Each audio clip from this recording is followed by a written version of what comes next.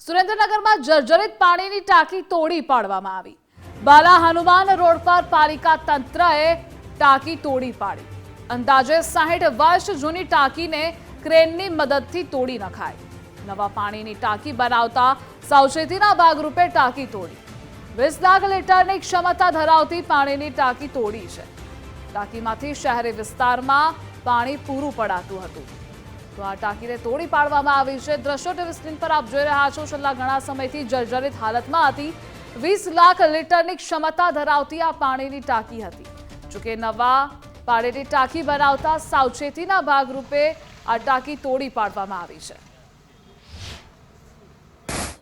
સુરેન્દ્રનગર દુધરેજ નગરપાલિકાની આશરે 70 વર્ષ જૂની વોટરવર્ક્સ ઉપર જે એલિવેટેડ ટાંકી હતી 20 લાખ લીટરની, એનું આયુષ્ય પૂરું થઈ જવાના કારણે એને આજે ડિસમેટલિંગ કરી અને નવી ટાંકીનું આયોજન કરેલ છે, જેથી વોર્ડ નંબર 3 અને 4 અને 8ના વિસ્તારને પાણી વ્યવસ્થિત મળી શકે એ માટેનું આયોજન કરે છે। હાલમાં એક નવી ટાંકી બનાવેલ છે અને બીજી એક ટાંકીનું કામ ચાલુ થશે અને આ જૂની જર્જરિત ટાંકી હતી એનો આજે ડિસમેટલિંગ કરી નિકાલ કરવામાં આવેલ છે।